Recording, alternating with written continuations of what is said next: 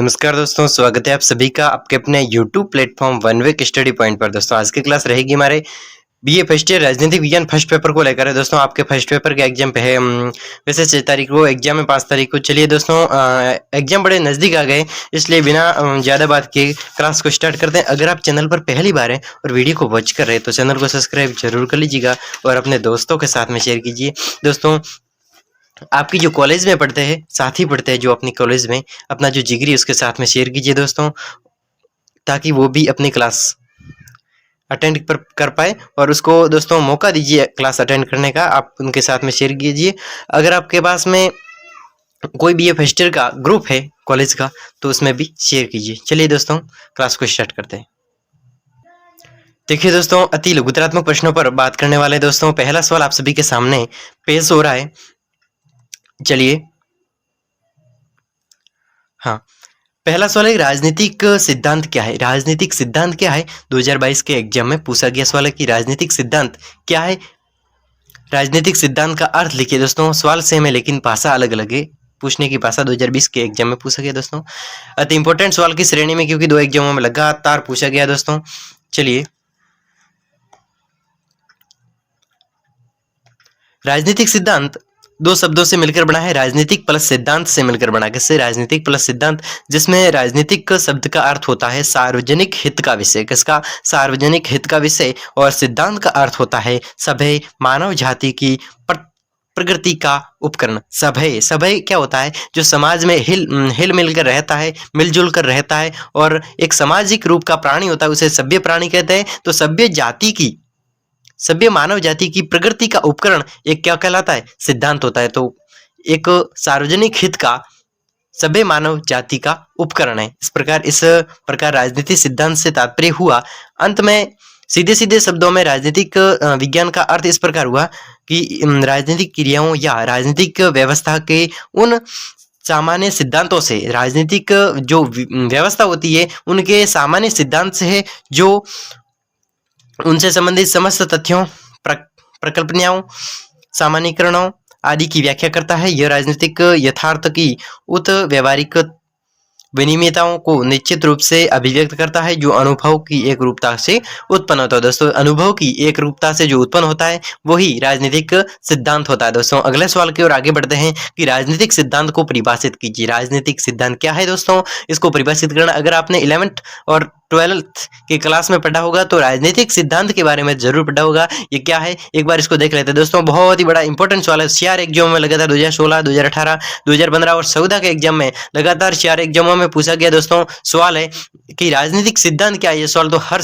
बार पूछा जाता है दोस्तों। राजनीतिक सिद्धांत के बारे में अलग अलग विद्वानों ने अलग अलग परिभाषा दी, लेकिन इजाक नामक विद्वान ने एक अच्छी परिभाषा दी इस राजनीतिक सिद्धांत की। तो इसको सर्वमान्य घोषित किया, लोगों ने माना। तो इसकी परिभाषा क्या है कि राजनीतिक सिद्धांत सामान्यीकरण का समुच्चय होता है। क्या होता है? एक सामान्यीकरण, यानी कि जो एक मैनेजमेंट दो ग्रुपों के बीच में सामान्यीकरण का, एक समाज में, एक सभ्य मानव समूह में समूहीकरण में जो सामान्यीकरण की जो प्रक्रिया होती है उसमें समुच्चय रूप होता है और समुच्चय होता है, और जिसमें हमारे द्वारा प्रत्यक्षतः परिचित तथा परिचालनात्मक रूप से परिभाषित अवधारणाएं है। इसके अतिरिक्त इसमें भी अधिक महत्वपूर्ण सैद्धांतिक अवधारणाएं पाई जाती है। अधिक महत्वपूर्ण सैद्धांतिक अवधारणाएं भी इसके अंतर्गत, इस राजनीतिक सिद्धांत के अंतर्गत है वो पाई जाती है दोस्तों।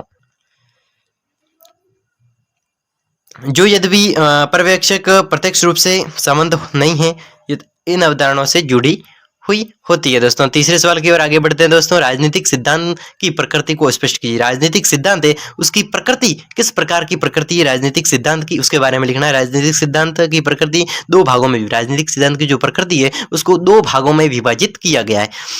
परंपरागत दृष्टिकोण के अनुसार राजनीतिक सिद्धांत की प्रकृति, जो परंपरागत, यानी परंपरागत क्या होता है? जो पहले से आज तक, जैसे कि हमारी पिछली पीढ़ी है उससे भी पिछली पीढ़ी, यानी पहले से चले आ रहे जो रीति रिवाज है, जो दृष्टिकोण है, जो देखने की दृष्टि है राजनीतिक सिद्धांत को, जो पहले जमाने से किस प्रकार की दृष्टि से देखा जाता था, तो परंपरागत दृष्टिकोण के अनुसार, यानी पहले के जमाने की दृष्टि के अनुसार राजनीतिक सिद्धांत की प्रकृति काल्पनिक एवं दार्शनिक है दोस्तों। जो पहले जमाने या फिर पारंपरिक दृष्टि से हम देखें तो राजनीतिक सिद्धांत है वो प्राकृतिक कल्पना हम कह सकते हैं कि एक तो प्राकृतिक कल्पना या फिर दार्शनिक। एक राजनीतिक सिद्धांत प्राकृतिक कल्पना या फिर दार्शनिक है। और अगली विशेषता है इसमें स्पष्ट प्रकृति को, राजनीतिक सिद्धांत की प्रकृति की अगली विशेषता कि आधुनिक दृष्टिकोण के, आज के दृष्टिकोण के अनुसार राजनीतिक सिद्धांत की प्रकृति वैज्ञानिक कैसी है, वैज्ञानिक है। इसमें राजनीतिक विज्ञान के यथार्थवादी पक्ष पर अधिक बल दिया, जो राजनीतिक विज्ञान के यथार्थवादी, जो आज के समय के यथार्थवादी पक्ष होता है उस पर अधिक बल दिया जाता है दोस्तों। चलिए अगले सवाल की ओर बढ़ते हैं। चौथे सवाल है दोस्तों, चौथा सवाल अति इंपॉर्टेंट सवाल की श्रेणी में दोस्तों। आपके सामने 1 वीक सीरीज को महामैराथन क्लासों के साथ में कल और परसों 2 क्लासें, बड़ी बड़ी क्लास ली जाएगी, जिसमें इस पूरी 1 वीक सीरीज पर डिस्कशन कर लिया जाएगा दोस्तों। लगभग महामैराथन यानी कि घंटे 1.5 घंटे की क्लास रहेगी, उसमें हम पूरी 1 वीक सीरीज को सलटाने की कोशिश करेंगे। 2 क्लासें रखेंगे जिसमें आधी 1 वीक सीरीज करके पढ़ लेंगे दोस्तों। आप जरूर इस लाइव परफॉर्मेंस में जुड़िएगा और इसका फायदा उठाइए दोस्तों, और अपने दोस्तों के साथ में शेयर कीजिए और उसको भी मौका दीजिए क्लास अटेंड करने का। चलिए राजनीतिक सिद्धांत का महत्व बताइए। राजनीतिक सिद्धांत का महत्व क्या, हमारे जीवन में राजनीतिक सिद्धांत है तो उसका राजनीतिक जीवन, राजनीतिक क्षेत्र में राजनीतिक सिद्धांत होता है तो उस सिद्धांत का महत्व बताना है कि राजनीतिक व्यवहार को समझने के लिए एक राजनीतिक व्यवहार होता है। एक राजनीतिक क्षेत्र में उतरने के बाद में जो राजनीतिक व्यवहार होता है उसको समझने के लिए राजनीतिक सिद्धांत कल्पनात्मक ढांचों, परिचयात्मक संकल्पनाओं, तर्क संगत संबंधों के स्रोत के लिए उपयोगी हो सकता है। अगला है सिद्धांत आधारात्मक विचार बंद का कार्य है। तो ये सिद्धांत है, ये राजनीतिक सिद्धांत ये आधारात्मक विचार बंद का कार्य है। किसका? आधारात्मक विचार बंद का कार्य करता है। एक आधारात्मक, एक मूल आधारात्मक जो विचार होता है उसका क्या करता है? प्रतिपादन है वो करता है। चलिए दोस्तों अगले सवाल की ओर आगे बढ़ते हैं। 5वां सवाल है दोस्तों, 2020 के एग्जाम में पूछा गया था, इंपॉर्टेंट सवाल की श्रेणी में दोस्तों। चलिए ये सवाल क्या कह रहा है कि राजनीतिक सिद्धांत की अध्ययन पद्धतियों का महत्व लिखिए। दोस्तों राजनीतिक सिद्धांत की जो अध्ययन की पद्धति है उसका महत्व, राजनीतिक सिद्धांत है और उसका हम अध्ययन करते हैं तो उसका जो महत्व क्या है हमारे जीवन में या फिर उसके जीवन में, हम किस भी कह सकते हैं कि राजनीतिक जो सिद्धांत होता है, एक सिद्धांत होता है तो हमारे लिए एक सीखने के लिए, उसको समझने के लिए ये सिद्धांत का अध्ययन करते हैं। तो इसका महत्व क्या है?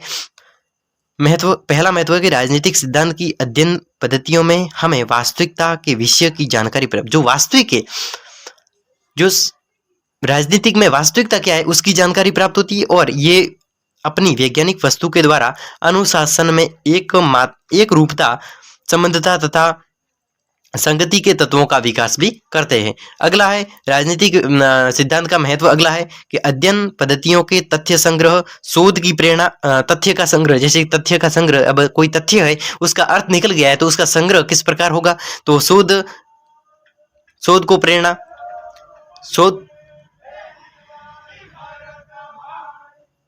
सोनगर मारेज की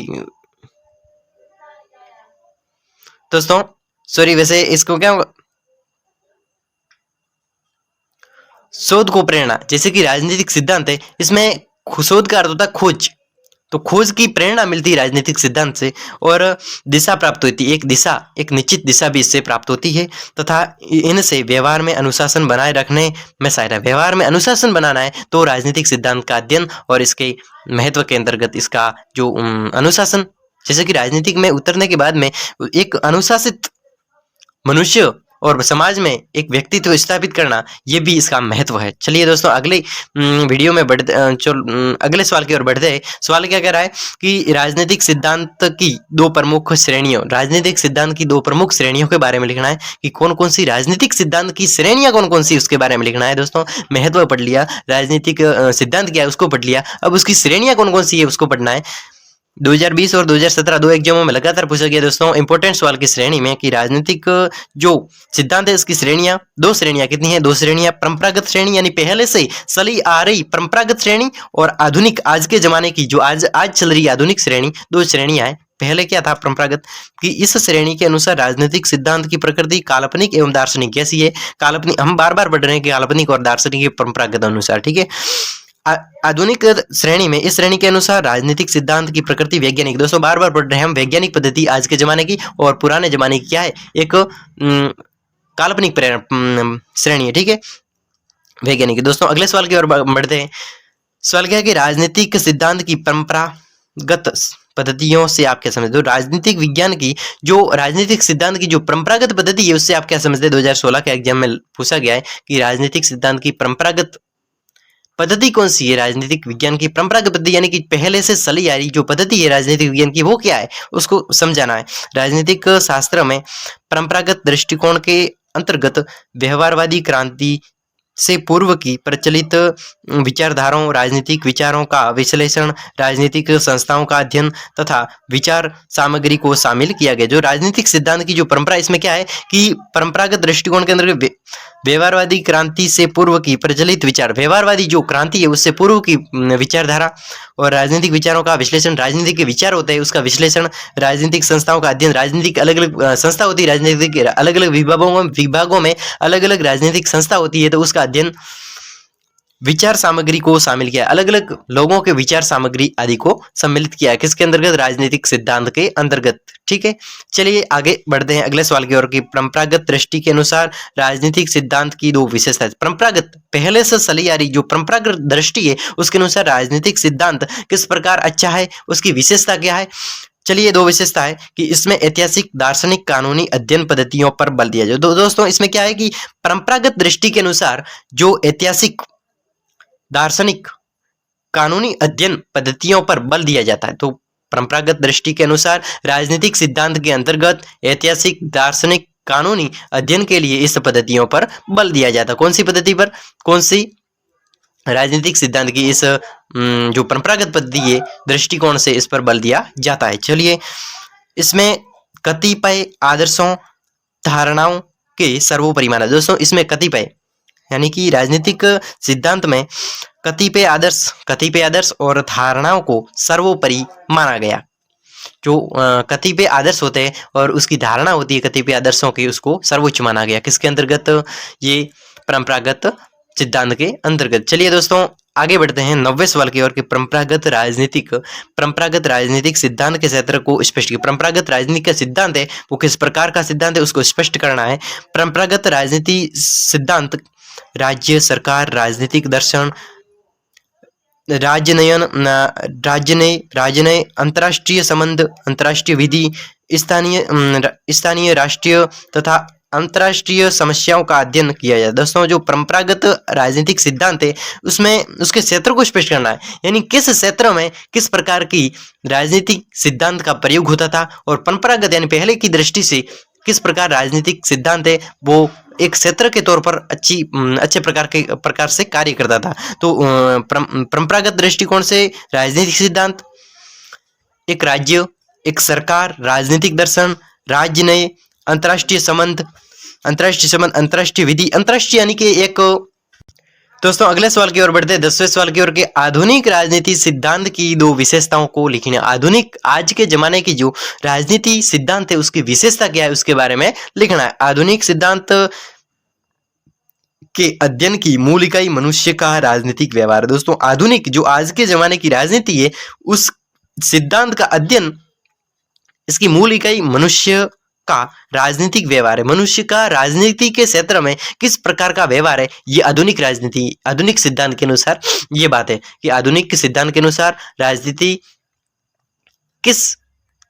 के क्षेत्र में मनुष्य किस प्रकार का व्यवहार करता है, तो इसका अध्ययन आधुनिक राजनीति सिद्धांत के अंतर्गत किया जाता है। और इसके अंतर्गत वैज्ञानिक अध्ययन पद्धति तथा मूल्य मुक्त अध्ययन पर बल दिया गया। दोस्तों मूल्य मुक्त अध्ययन पर बल दिया गया और वैज्ञानिक अध्ययन पर। एक आधुनिक राजनीति सिद्धांत है वो एक वैज्ञानिक अध्ययन के आधार पर एक मूल्य मुक्त अध्ययन पर बल दिया गया है। दोस्तों अगले सवाल की ओर बढ़ते हैं 11वां सवाल। दोस्तों अति इंपॉर्टेंट सवाल है कि आधुनिक दृष्टिकोण के अनुसार राजनीतिक सिद्धांत का क्षेत्र बताइए। आधुनिक यानी आज के जमाने का दृष्टिकोण है तो उस दृष्टिकोण के अनुसार जो राजनीतिक विज्ञान का क्षेत्र है उसको बताना है कि आधुनिक दृष्टिकोण के अनुसार राजनीतिक विज्ञान का किस प्रकार का क्षेत्र है। आधुनिक दृष्टिकोण आज के जमाने की दृष्टि है, आज के जमाने के लोग हैं वो राजनीति से सिद्धांत को किस क्षेत्र में मानते हैं उसके बारे में बताना है कि आधुनिक दृष्टिकोण के अनुसार राजनीति सिद्धांत के अंतर्गत व्यक्ति के राजनीतिक व्यवहार, राजनीति में व्यक्ति का व्यवहार, अंतः अनुशासनात्मक अध्ययन, अंतः यानी आंतरिक अंतः यानी लास्ट तक, सरकार बनने से लेकर लास्ट तक किस प्रकार की जो अनुशासनात्मक अध्ययन किया जाता है दोस्तों, एक उदाहरण के लिए किस प्रकार का अध्ययन है उसका भी इस आधुनिक दृष्टिकोण के अनुसार अध्ययन किया जाता है। यथार्थ पर बल दिया, यथार्थ पर बल, ये जो यथार्थ जो चीज सही है उस पर ही बल दिया जाता है, यथार्थ पर बल दिया जाता है। सांख्यिकी सर्वेक्षण, मूल्य निक्षेपण, व्यक्तिनिष्ठ प्रभावों से मुक्त दृष्टिकोण पर बल दिया जाए। व्यक्तिनिष्ठ प्रभावों से, व्यक्तिनिष्ठ प्रभावों से जो मुक्त बल है उस पर प्रभाव है वो दिया जाए, दृष्टिकोण पर बल दिया जाता है। दोस्तों अगले सवाल की ओर बढ़ते हैं। 12वां सवाल एग्जाम की दृष्टि से अति इंपॉर्टेंट सवाल है दोस्तों। चलिए 12वें सवाल की ओर आगे बढ़ते हैं। सवाल क्या कह रहे हैं कि परंपरागत राजनीति सिद्धांत एवं आधुनिक राजनीति सिद्धांत में कोई दो अंतर बने। परंपरागत राजनीति यानी पहले से चली आई राजनीति क्या है, और आधुनिक राजनीति सिद्धांत क्या है, इन दोनों के बीच में अंतर बताना है। परंपरागत राजनीतिक सिद्धांत की प्रकृति दार्शनिक, जो परंपरागत पहले से चली आ रही राजनीति है उसका जो दृष्टिकोण है, उसकी प्रकृति है वो कैसी है, दार्शनिक है। पहले से चली आई राजनीति के अनुसार जो राजनीति का जो दृष्टिकोण है कैसा है, प्रकृति कैसी है, दार्शनिक है। जबकि आधुनिक राजनीति सिद्धांत की प्रकृति कैसी है, वैज्ञानिक। दोस्तों हम बार बार इसको पढ़ रहे हैं कि पहले जमाने की जो राजनीतिक सिद्धांत है उसके अनुसार राजनीतिक सिद्धांत की प्रकृति दार्शनिक है, और आधुनिक राजनीतिक सिद्धांत की प्रकृति कैसी है, वैज्ञानिक है। ठीक है, समझ गए होंगे। परंपरागत राजनीतिक सिद्धांत मूल्यों पर आधारित। दोस्तों परंपरागत पहले से चला आ रहा जो राजनीतिक सिद्धांत है वो मूल्यों पर आधारित है, जबकि आधुनिक दृष्टिकोण यानी आज के जमाने का जो राजनीतिक सिद्धांत है वो मूल्य मुक्त दृष्टिकोण पर बल दे, मूल्य से मुक्त दृष्टिकोण पर बल है वो देता है। दोस्तों अगले सवाल की ओर बढ़ते हैं। 13वां सवाल है एग्जाम की दृष्टि से अति इंपॉर्टेंट, क्योंकि 2015 के एग्जाम में पूछा जा चुका है। दोस्तों आपके एग्जाम में भी पूछा जाने की अत्यंत महत्वपूर्ण संभावना रहती है दोस्तों, 100% संभावना रहती है। किस भाषा के किस शब्द से पॉलिटिक्स शब्द की उत्पत्ति। दोस्तों किस भाषा के, ऐसी कौन सी भाषा है जिसकी सहायता से पॉलिटिक्स शब्द की उत्पत्ति है, किस भाषा के किस शब्द से, किस ऐसी कौन सी भाषा और उसका कौन सा शब्द है उससे पॉलिटिक्स शब्द की उत्पत्ति हुई है, उस शब्द का अर्थ बताइए, उसका शब्द का अर्थ क्या है। दोस्तों यूनानी भाषा, राजनीति या फिर हम कहते हैं पॉलिटिक्स जो शब्द है इसकी उत्पत्ति कौन सी भाषा से हुई है, तो यूनानी भाषा से। कौन सी भाषा है, यूनानी। याद रखना दोस्तों यूनानी एग्जाम की दृष्टि से इंपॉर्टेंट है, यूनानी भाषा से उत्पत्ति हुई। यूनानी भाषा में इसको पोलिस कहा जाता है, पोलिस शब्द से पॉलिटिक्स शब्द की व्युत्पत्ति हुई, जिसका अर्थ उस भाषा में नगर राज्य होता था। दोस्तों जब यूनानी भाषा चल रही थी तो यूनानी भाषा में इस पोलिस का अर्थ होता है एक नगर राज्य, सिटी या फिर स्टेट, नगर राज्य होता है। इसका अर्थ क्या होता है, पोलिस का अर्थ नगर राज्य होता है। यूनानी विद्वानों के अनुसार पॉलिटिक्स एक ऐसा विषय था जिसके अंतर्गत नगर राज्य का अध्ययन किया जाता है। नगर और राज्य का अध्ययन इस पॉलिटिक्स के अंतर्गत किया जाता था। जब यूनानी पॉलिटिक्स चल रही थी उस समय एक नगर और राज्य का अध्ययन किया जाता था। इस पोलिस के अंतर्गत नगर और राज्य का अंतर्गत किया जाता, राज्य का अध्ययन किया जाता था। बाद में नगर राज्यों की जगह आधुनिक राष्ट्र राज्यों, दोस्तों बाद में उसके बाद में नगर राज्यों की जगह, नगर के राज्य है उसकी जगह आधुनिक राष्ट्रीय राज्यों ने ले ली। इसे राजनीतिक विज्ञान कहा जाता है। दोस्तों राजनीतिक विज्ञान एक यूनानी भाषा के पोलिस शब्द से इसकी उत्पत्ति हुई है और इसका अर्थ होता है नगर या फिर राज्य, सिटी या फिर स्टेट इसका अर्थ होता है। दोस्तों जब यूनानी भाषा चल रही थी और उसमें पोलिस शब्द था, वो नगर या फिर राज्य से इसका क्या होता है, इसी का नगर और राज्य का इसमें अध्ययन किया जाता था, वहीं से इस राजनीतिक विज्ञान की उत्पत्ति हुई है। दोस्तों एग्जाम के लिए बहुत ही इंपॉर्टेंट, बेहद ही 100% आने की संभावना रहती है दोस्तों, एग्जाम की दृष्टि से इंपॉर्टेंट है। चलिए अगले सवाल की ओर बढ़ते हैं। 14वां सवाल दोस्तों एग्जाम की दृष्टि से ये भी इंपॉर्टेंट रहता है दोस्तों। 2017 के एग्जाम में पूछा गया राजनीतिक विज्ञान क्या है। दोस्तों राजनीतिक विज्ञान आपने 11th और 12th की क्लास में तो जरूर पढ़ा होगा और आप अच्छी तरीके से जानते भी होंगे, एक विस्तृत तरीके से भी लिख सकते हैं दोस्तों, इससे तो शॉर्ट में लिखा हुआ है। आप तो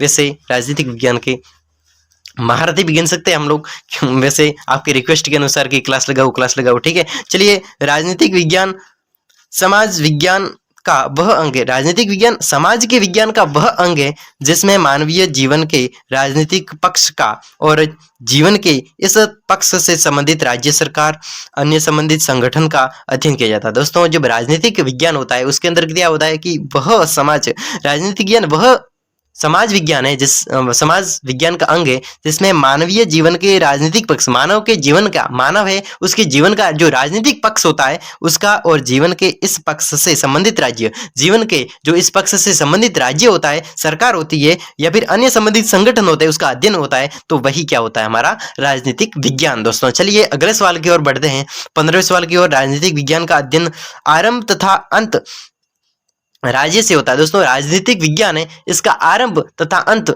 एक राज्य से ही होता है।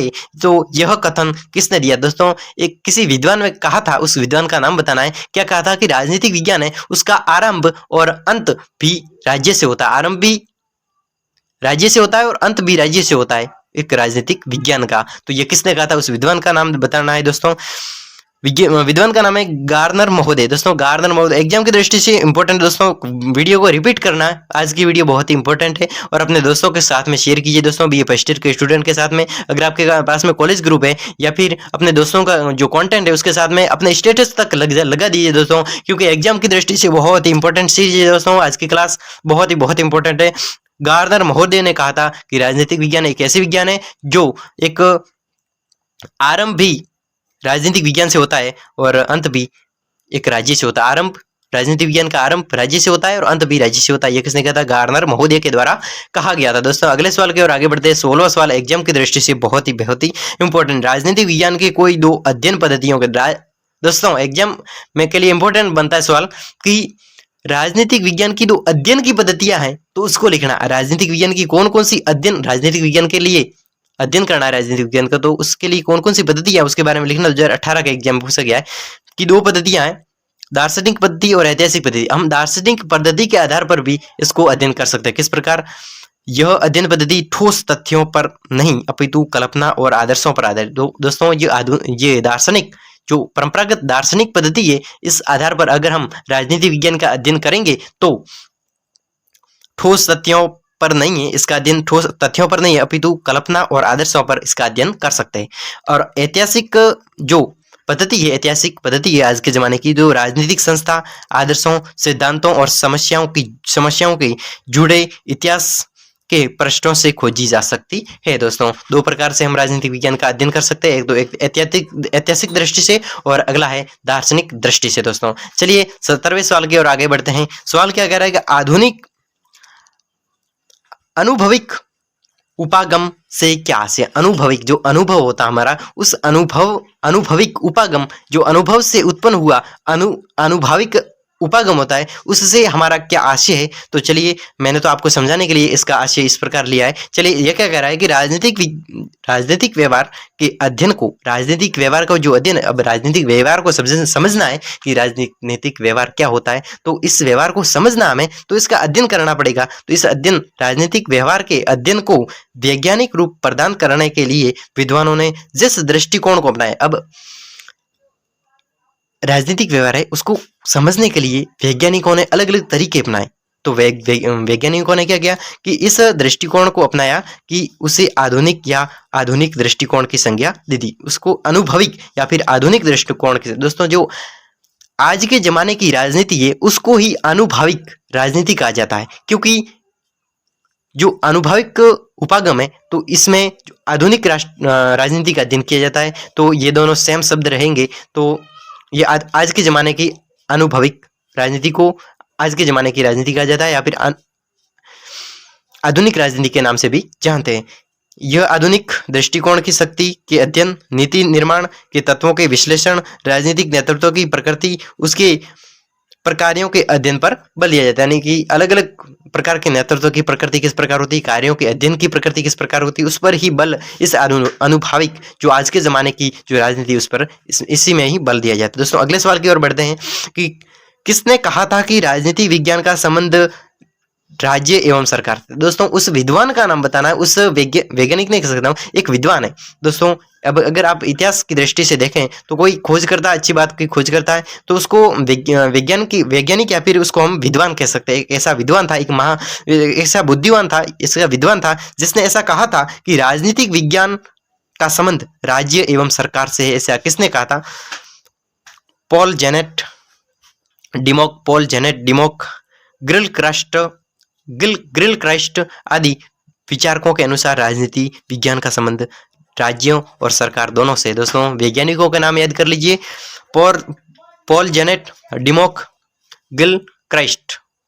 चलिए दोस्तों वीडियो को रिवाइज जरूर करिएगा दोस्तों आपके एग्जाम के लिए। दोस्तों आप अगर वीडियो देख रहे हैं तो वीडियो की स्पीड है वो 1.5 यानी कि थोड़ी बढ़ा लीजिए, ताकि वीडियो अगर थोड़ा लंबा है तो जल्द से जल्द पूरा हो सके। चलिए दोस्तों आपके एग्जाम बहुत नज़दीक आ रहे हैं और मुझे टेंशन हो रहा है कि ये सीरीज पूरी होगी या फिर नहीं होगी। दोस्तों कल पूरे दिन हमारी क्लास लाइव रहेगी, आप जरूर जुड़े रहे। दोस्तों मैं आपके सामने बड़े बड़े प्रश्नों को लेकर भी आपके सामने पेश करूंगा, आप अंत तक जरूर जुड़े रहें। दोस्तों आप इसका अधिक से अधिक फायदा उठाएं, यहाँ तक कि मैं तो ये कहूँगा कि आप अधिक से अधिक अपने दोस्तों के साथ में शेयर कीजिए इस सीरीज को, ताकि वे भी अपनी तैयारी को बना सके अच्छी तरीके से और इसका फायदा उठा सके। दोस्तों उसको भी मौका दीजिए। दोस्तों चलिए 19वें सवाल की ओर बढ़ते हैं कि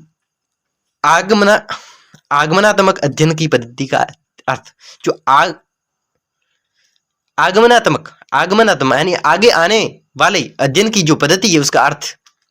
आगमनात्मक अध्ययन पद्धति का अर्थ बताइए। तो आगमनात्मक अध्ययन पद्धति का अर्थ बताइए। यह सवाल 2017 के एग्जाम में पूछा गया है कि राजनीतिक विज्ञानों की अध्ययन पद्धति में आगमनात्मक अध्ययन पद्धति से आशय है कि इसमें पहले तथ्यों को इकट्ठा किया जाता है। दोस्तों इसका आगमनात्मक अध्ययन का अर्थ क्या होता है कि इसमें पहले जमाने के तथ्य थे, पहले जमाने के जो शब्द थे उसको इकट्ठा किया जाता है, तथ्यों की तुलना की जाती है, अलग अलग जो तथ्य मिले उसकी तुलना की जाती है, फिर निष्कर्ष पर पहुंचा जाता है। इस प्रकार इस पद्धति में विशिष्ट तथ्यों से सामान्य पद्धति की ओर आगे बढ़ते। विशिष्ट एक अलग अलग खोजे के तथ्य होते, उस विशिष्ट तथ्यों से एक सामान्य सिद्धांतों की ओर आगे बढ़ते हैं। तो इस पद्धति का प्रयोग अरस्तु, दोस्तों विद्वानों के नाम है अरस्तु, Machiavelli, lock, Montesquieu, sir Henry man आदि विचारकों ने इसका उपयोग किया आगमनात्मक अध्ययन का। चलिए दोस्तों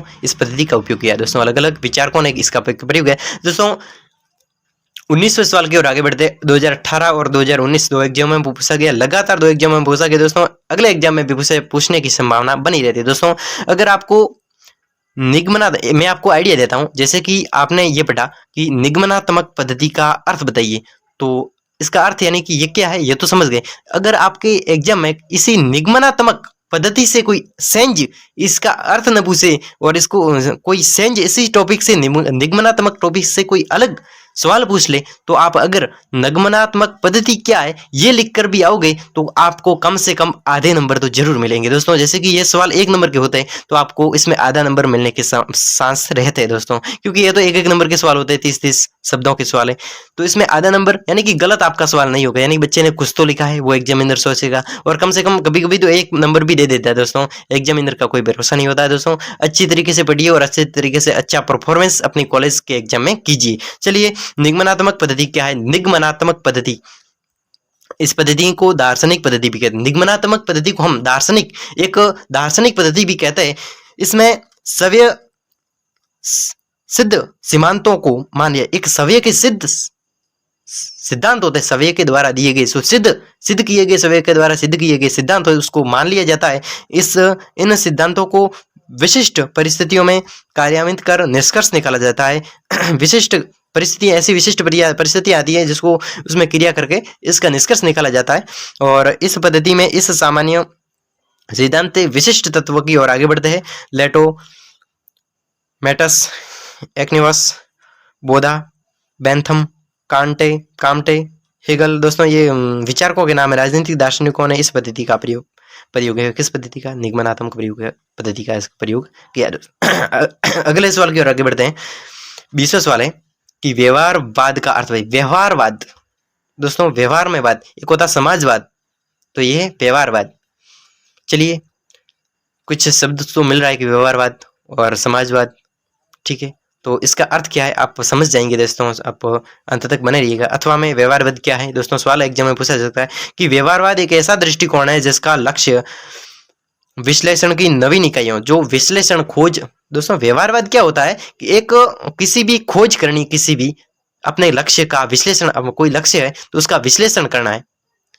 जैसे कि कोई ऐसा तथ्य मिल गया जिसका हमें अर्थ ढूंढना है कि इसका अर्थ क्या हो रहा है। कोई कविता मिल गई, यानी कि ये कविता लिखी तो गई है लेकिन इसका अर्थ क्या हो रहा है, तो उसका विश्लेषण किया जाता है। और विश्लेषण की नवीन जो आज के ज़माने में दी गई नई नई जो इकाइयों हैं, इस इकाइयों, प्रणालियों, तकनीकों, तथ्यों तथा अन्य व्यवस्थित सिद्धांत के विकास को